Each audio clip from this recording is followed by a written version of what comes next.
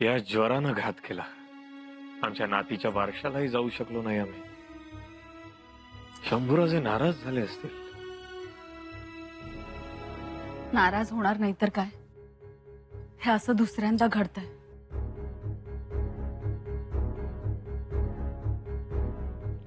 आम्ही समजूत काढू शंभूराजेंची.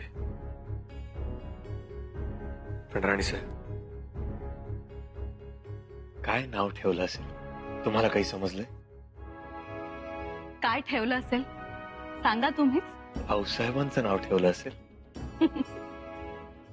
नाही. मग भवानी. महाराज तुम्ही तर लगेचच ओळखलात. शंभूराजांच्या आणि आमच्या मनात काही वेगळं असूच शकत नाही. भवानी. छान. शंभूराजांना आणि सोनबाईंना गडावर बोलावून घ्या. एवढ्यात? काही शंका आहे का मनात तुमच्या? कसली शंका? मागे शंभूराजाने कलशाभिषेक केला होता. त्याबद्दलच्या अनेक कथा, दंतकथा 12 मावळात फिरतायत की तुम्हाला मारण्यासाठी कलशाभिषेक केला म्हणून. राणीसाहेब, देवीची पूजा घालून कोणी मरतं का? हा, पण याचा अर्थ एकच. आपल्या शंभूराजेंना पाण्यात बघणारे आणि आमच्या नजरेतून ते कसे उतरतील हे बघणारे जोमानं काम करतायत. चिंता नसावी. आम्ही समजलो. शंभूराजांचा महाल तयार ठेवण्याची सूचना देतो आम्ही.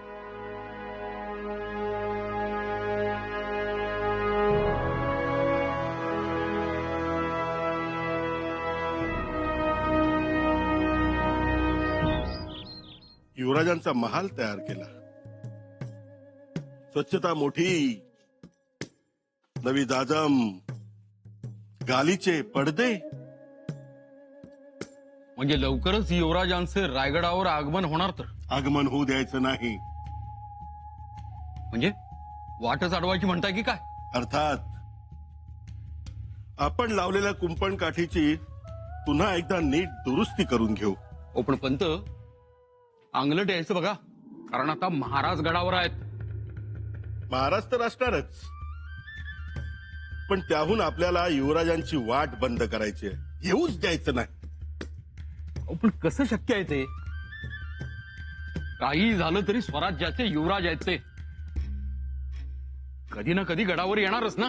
आपल्यावर शिस्तीचे सत्याचे पहारे बसतील, राजनिष्ठेची गस्त सुरू करतील आणि मग आपल्याकडून काय घडलं की 4 माणसात सांगतील. हे बघायला बाळाले. ओ पण पंत, यावेळी कठीण वाटते हो सगळे. महाराज ऐकणार नाही. बघा, विचार करा, अंगलट येऊ नये. काही अंगलट यायचं नाही. आतापर्यंत केलं आलं. मग अहो, एवढे दिवस आपण राजकारणात आहोत ते काय म्हणून? तुम्ही फक्त आम्ही मारलेल्या गाठी आवळायचं काम करा. बाकीचं आम्ही बघतो. नदीवरचे वाहून गेलेले साकव आणि आमच्या अंगात भरलेला ज्वर, त्यामुळे आम्ही शृंगारपुरास बारसे साजरे करण्यास येऊ शकत नाही.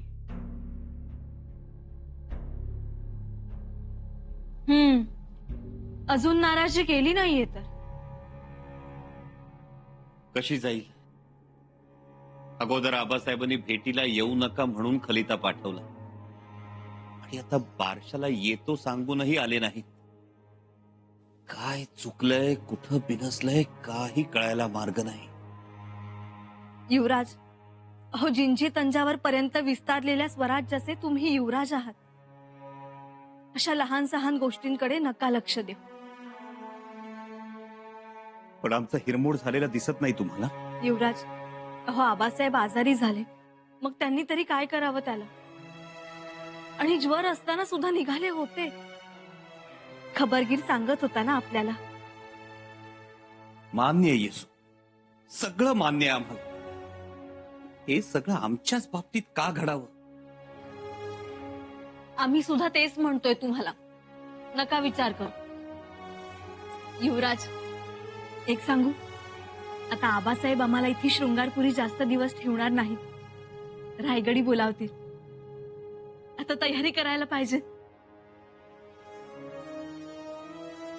तसं झालं तर चांगलंच आहे. आम्हाला हे शृंगारपुरात राहून राहून कंटाळा आला येसू. आता आम्हाला रायगड खुणावताय, आबासाहेबांची पावलं खुणावताय.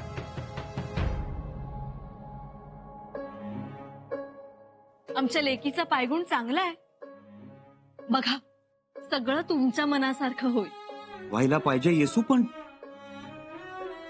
होत नाही याचीच काळजी वाटते.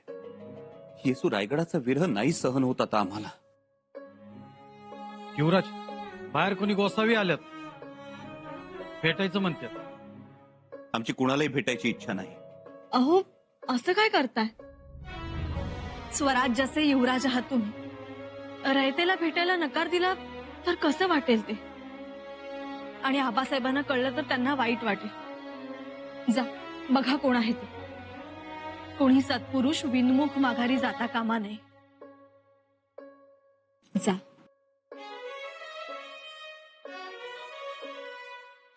ठीक आहे.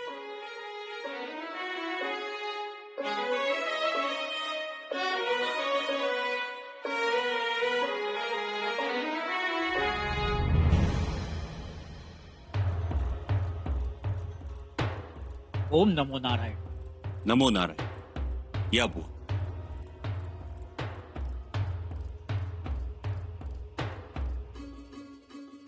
बोला. तुमच्याकडून न्याय मिळेल म्हणून आलोय. साताऱ्याजवळील निंब या गावावर. हे पहा बुवा, आता खुद्द महाराज रायगडावर आले आहेत. तुमचा जो काही कज्जा असेल तो गडावरच मिटेल. आपण महाराजांना भेटावं. पण महाराजांची भेटच होत नाही. अशक्य. आपण गेलात आणि महाराज भेटणार नाहीत हे होणे नाही. रायगडावर रयतेला अग्रक्रम आहे. महाराजांची गोष्टच नाही. पण सदरेवरील काही मंडळी महाराजांपर्यंत पोहोचूच देत नाही. कारण महाराज आजारी आहे, त्यांना ज्वर भरलाय असं सांगतात. वो भी सच है. पण मग मी म्हटलं, महाराज बरे होईपर्यंत मला गडावर थांबू द्या. पण गडावर थांबू देत नाही. किमान तक्रार तरी ऐकून घ्यायची, पण तक्रारही ऐकून घेत नाही. तुमची तक्रार सांग, तुम्हाला न्याय मिळेल. मी सदानंद गिरी गोसावी. साताऱ्याजवळील निंब या गावी आमचा मठ आहे. महाराजांनी देवाच्या भंडाऱ्यास, अन्नछत्रास आणि श्रींच्या दिवाबत्तीस 240 बिघा जमीन दिली आहे. आलं लक्ष. तुमचा जुना आखाडा. जी युवराज. अडचण सांगा. अडचण तरी कशी सांगावी? स्पष्ट बोला बुवा. अनाजी पंत सुरनिसांनी मठाची जमीन जप्त केली आहे. युवराज, आता आपणच न्याय करावा.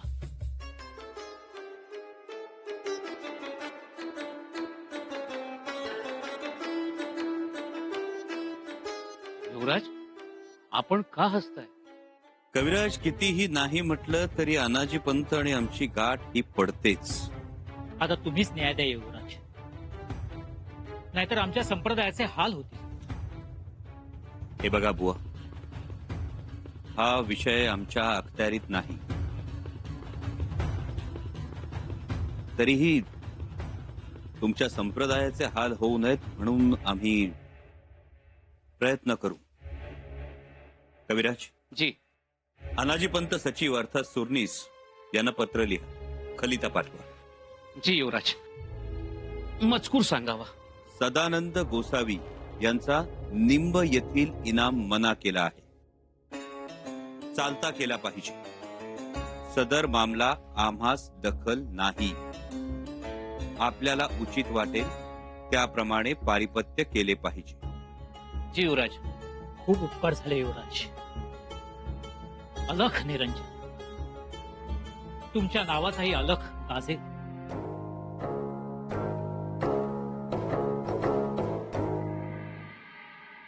चला चला, आवरायला घ्या. शंभूराजे शृंगारपुरात होते, आमच्या मनाला काही पटलं नाही. आता कसं इथे निवांतपणे राहतील. धपट्याबाई साहेब, काय चाललंय? महाल सजवायला सांगितलंय. काही सूचना? अहो पण एवढी उठाठेव कशा करता? शंभूराज आणि सुनबाई तर शृंगारपुरात आहेत. येतीलच, येणारच आहेत. महाराजांनी दोघांना बोलावून घेतलंय गडावर. काय जी? महाराज म्हणाले खलिता पाठवणार आहेत. पुढच्या आठवड्यात येतीलच. थोरल्या बाईसाहेब काही सूचना? त्यांना गडावर येऊ देत, आम्ही त्यांना सूचना देऊ. तसंही चालेल. येतो आम्ही.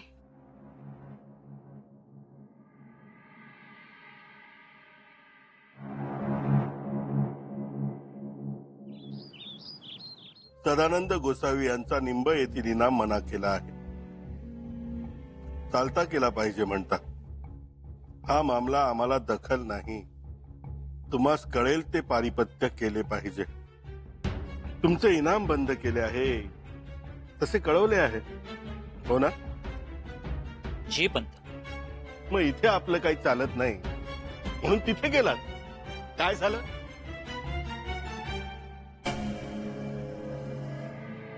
शेवटी आमच्याकडे पाठवलंच ना. तो युवराजांचा थोरपणच. आम्ही त्यांना त्यांची मुद्रा उठवा म्हणालो, परंतु त्यांनी उठवली नाही. त्यांना तो अधिकारच नाही.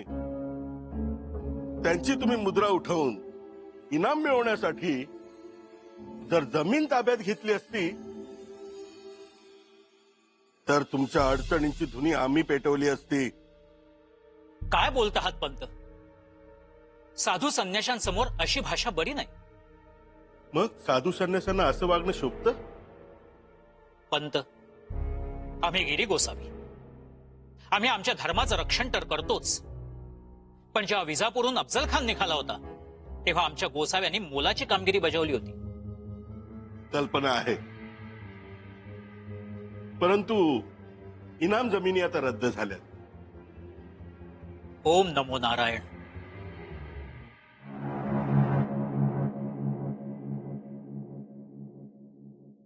निंब गावातील सदानंद गोसावी बुवा येऊन गेले. आम्हाला न भेटताच गेले. हो, पण ते घाईत होते. काय काम होतं? काम इथे, पण कागद घेऊन आले ते युवराजांचा. हा बघा. युवराजांनी कागद दिले? कागद म्हणजे शिफारसच आहे ती.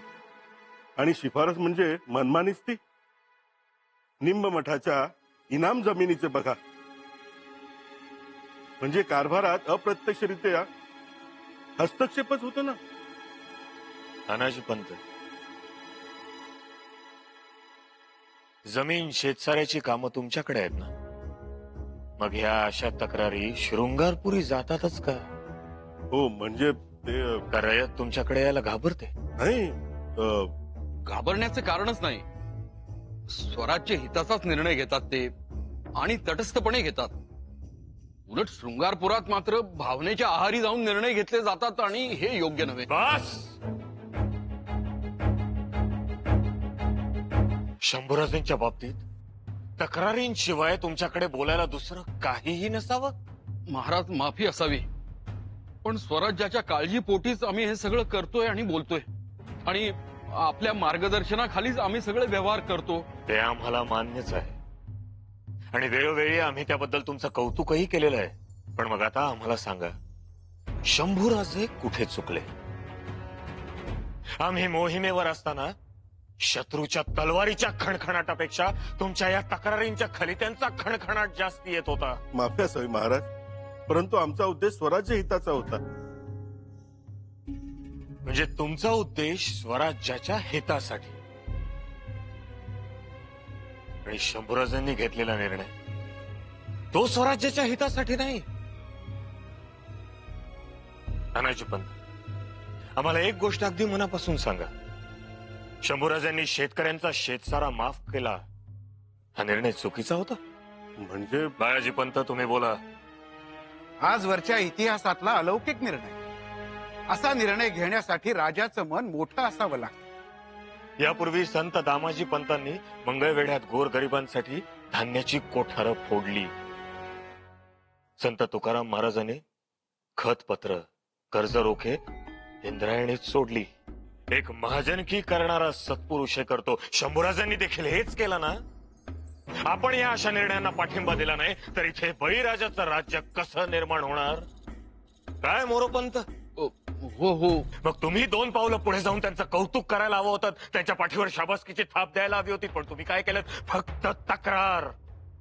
कौतुक जेव्हा तक्रारीत बदलते ना, तेव्हा एकमेकांमध्ये वितुष्ट निर्माण होतं.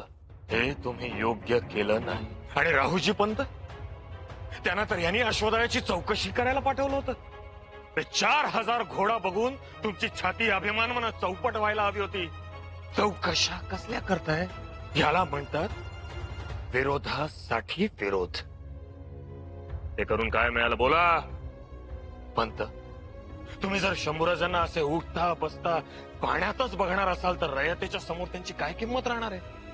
शंभूराजांनी आखाडे बांधले. एकदा जायचं होतं त्या आखाड्यांमध्ये 2-4 जोर बैठका मारल्या असत्या, पण नाही, तुम्ही पुन्हा तेच केलं. तक्रार. जरा ऐकावं. शंभूराजे आणि दिलेर खान यांची दोस्ती. दिलेर खानाचा हेरही पाहिलात आपण. अनाजी पंत, आपण हेच तर करत आलो आहोत. आपला हेर मुद्दाम दुश्मनाच्या गोटात पाठवायचा, त्याला तो पकडायला लावायचा, तिकडे त्याचा गैरसमज करवायचा. आणि मैत्रीच होती दिलेर खानाशी युवराजांची, तर आज त्याने रायगडाच्या तख्तावर बसायला हवं होतं, पण तसं काहीही झालं नाही. परंतु कलशाभिषेक करून घेतला, आपल्या जीवावर उठले ते. हो, तेही सहन झालं नाही आम्हाला. किती दिवस झाले कलशाभिषेक करून आहोत ना तुमच्या डोळ्या देखत इकडे धडधाकट उभे. सदानंद गोसावी बुवांचा न्याय करावा. स्वराज्यातलं त्यांचं योगदान मोठं आहे. आणखीन एक, आमच्या नजरेतून काहीही सुटत नाही. काहीही नाही.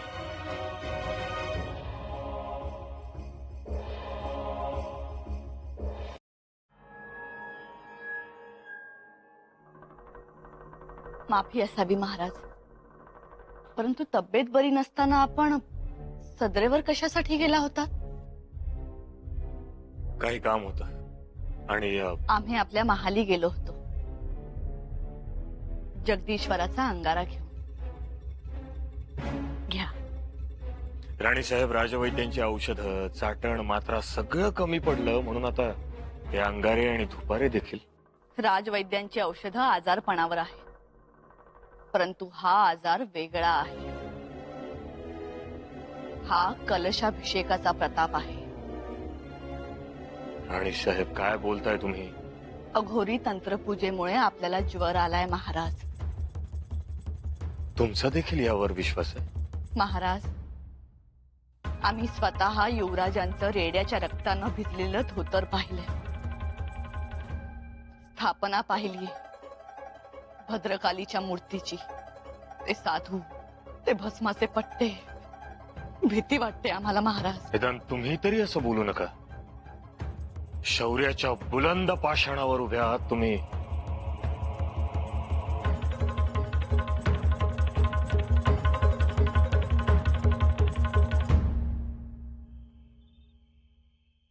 तिन्ही सांजेला महालात दिवा नाही?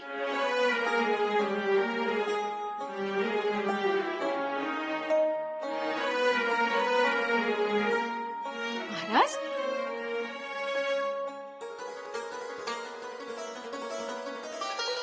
महाराज, आपण अंधारात का बसलात? पुढे अंधार. म्हटलं पाहावा थोडा वेळ. काय म्हणाला? आम्ही काय म्हणतोय, शंभूराजांचा महाल आम्ही अगदी छान लावून घेतलाय, इतका सुंदर सजवलाय की चिरंजीव आणि सूनबाई दोघे खूप खुश होतील. आपण बोलावणं पाठवलात? निरोप धाडलात का? शंभूराजे आणि कारभारी यांच्यातला विस्तव काही जात नाही. सोयरा राणी साहेबांच्या मनात शंभूराजेंविषयी शंकाच आहे. अशा परिस्थितीत शंभूराजेंना गडावर बोलवून घेणं उचित ठरेल. आम्ही काय म्हणतोय, बोलावणं धाडलत का? महाराज, पाठवा ना निरोप तातडीनं. निरोप आम्ही पाठवूच, पण कोणता हे उद्याचा उगवणारा सूर्यच ठरवेल.